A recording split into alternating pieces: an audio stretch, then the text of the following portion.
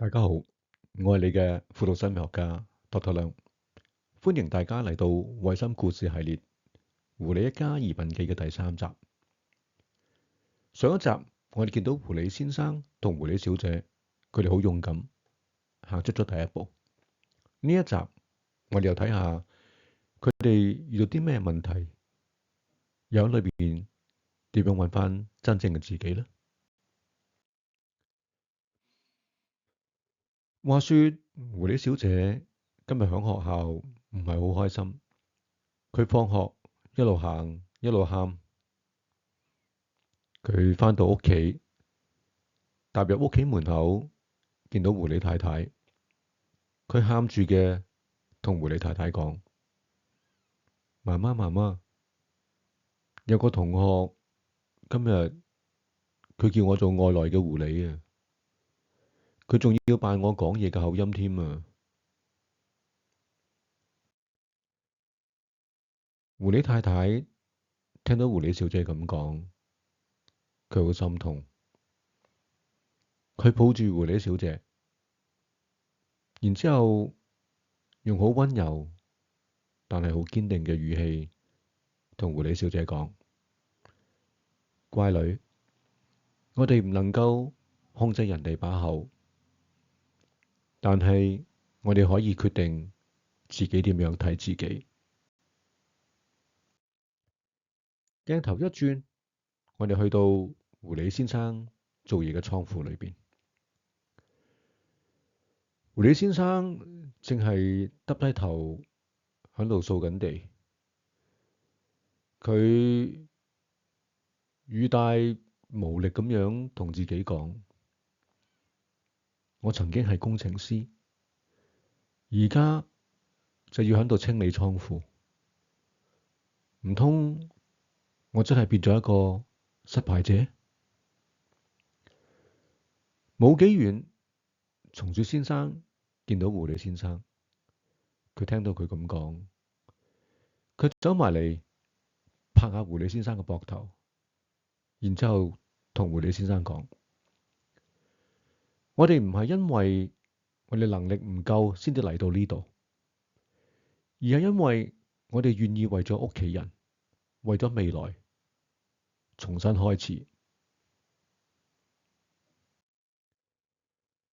響倉庫門口，松鼠太太見到狐狸先生，佢同樣用溫柔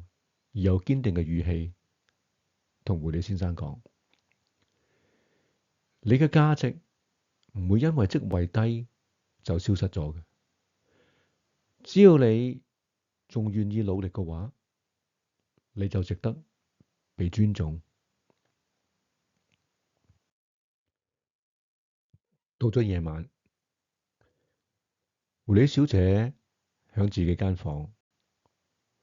佢坐喺台上邊望住鏡裏邊自己嘅倒影，佢同自己講：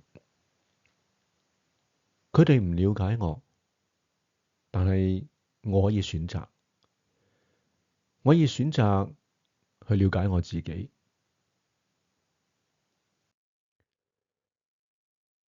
喺呢一集裏邊，我哋睇到狐狸先生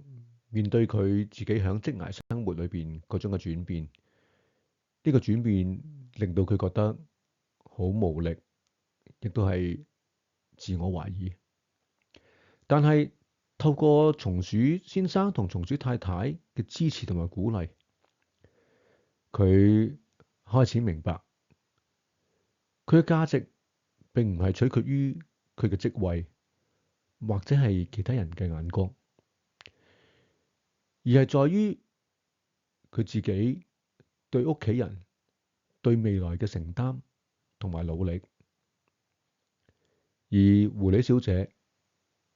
亦都係響夜晚一個人靜思嘅時候，開始學識將眼光由其他人對佢嘅評價轉移係佢對自己嘅接納，發現咗理解自己接受自己，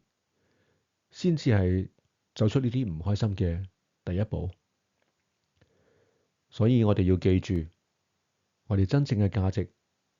係嚟自我哋對屋企、對未來嘅承擔。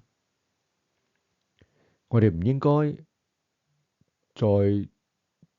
淨係睇其他人對我哋嘅評價，或者係我哋嘅自己嘅社會地位。我哋應該將目光放響自我接納同埋自我理解上邊。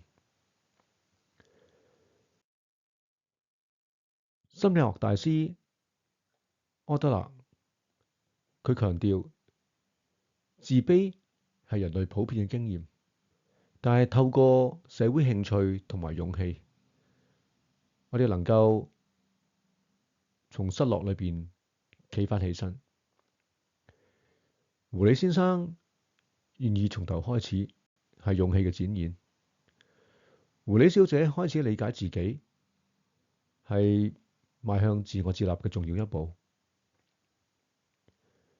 而正向心理學亦都相信，人面對挑戰嘅時候，如果能夠培養咗我哋嗰種嘅希望感，英文叫做 hope， 我哋嘅韌性，英文叫 resilience， 我哋嘅自我認同 self-identity， 我哋就可以將痛苦轉化為成長嘅力量。而狐狸先生嘅轉變，狐狸小姐嘅反思，都體現到呢個正面嘅轉化嘅力量。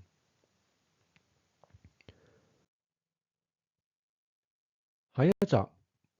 我哋會睇到狐狸先生一家人，佢哋點樣去喺呢個新嘅動物王國裏邊重新嘅定義佢哋嘅身份。我哋呢集就講到呢度，下集見。我係你嘅輔導心理學家多多亮。